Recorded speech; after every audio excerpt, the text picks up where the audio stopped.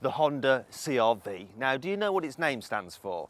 Well, you probably guessed that the V in the CR-V is vehicle. The CR bit, well, I'm wearing a clue.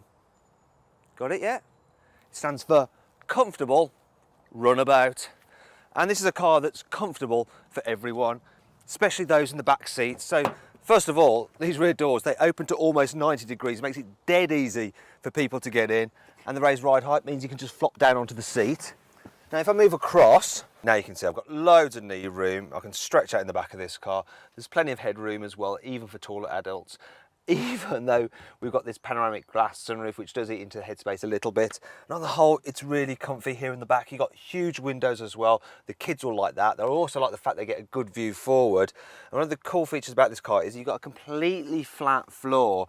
And while this middle seat is raised up slightly, it's still quite comfortable. And because the car's really quite wide, this is one of the very best cars in its class for carrying 3 people, even adults, in the back at once.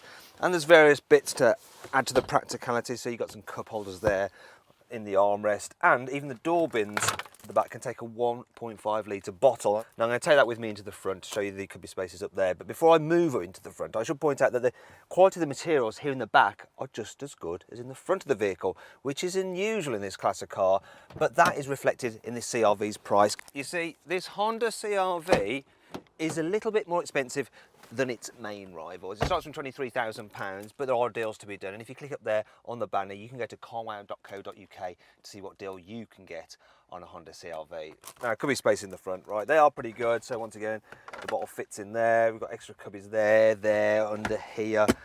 And, well, the glove box, it's not the biggest, but it's fine.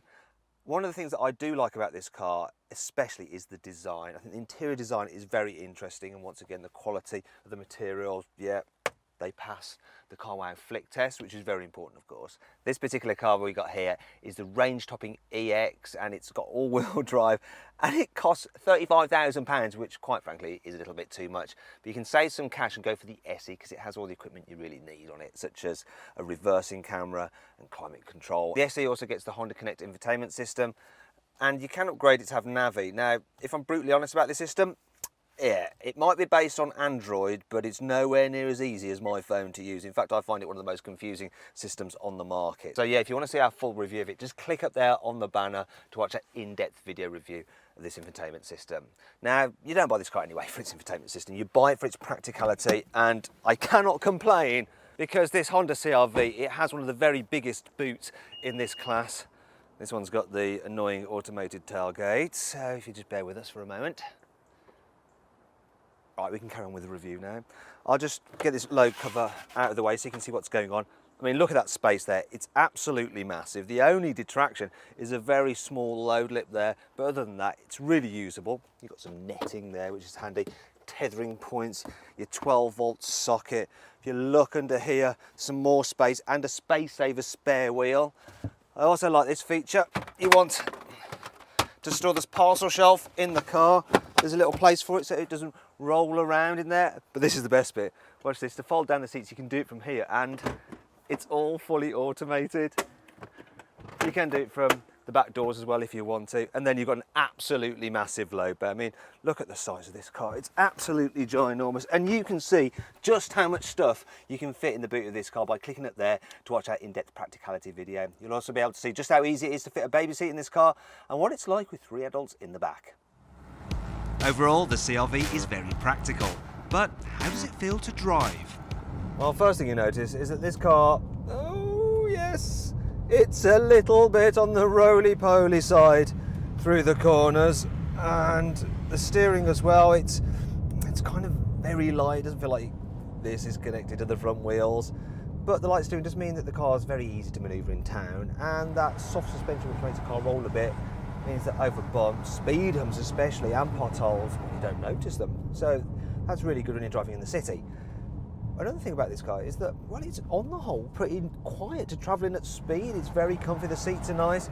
The only thing you do get is a bit of wind whistle whipped up by those massive, massive door mirrors. Now, if you're going to go for a CR-V, I suggest you avoid the petrol engine because it's just a bit too noisy when you rev it. Don't get the low powered diesel, it's only 120 horsepower and it's just a bit too slow for this big car. This is the 160 horsepower version and it's got enough punch. It's actually a pretty good engine. This engine works really well with the optional 9-speed automatic gearbox, which is very nice to use. It's quick to respond and very smooth. And look, it even gets paddles, which, yeah, you can use to change gear, but you'll never, ever, ever actually use. Now, with this engine and gearbox combination, Honda claims the CR-V will do around 55 miles per gallon, and the trick computer says I'm doing, well, that's not so good. There are some other annoying things about the CR-V. Here's 5.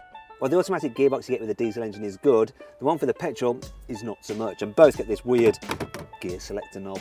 If you opt for the very largest wheel sizes, they do reduce the ride comfort somewhat. The button to activate cruise control is called Main.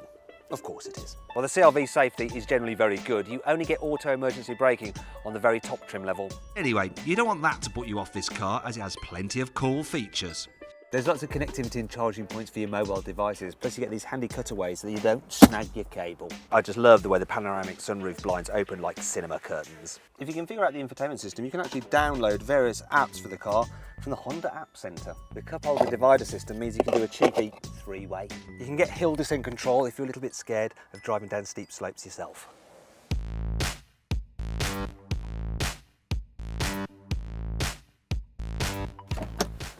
So then, overall, what do I think of the Honda CR-V? Well, its infotainment system is a bit of a pig to use, and the engine choice is limited, but the car is very comfy and super practical. Now, if you click up there, you can get more information and find out the best deal you can get on a Honda CR-V at carwow.co.uk. Thanks for watching. If you enjoyed this video, please like it, share it and subscribe to our channel. And if you click over there, you can watch detailed practicality, infotainment and 360-degree passenger drive video for the Honda CR-V.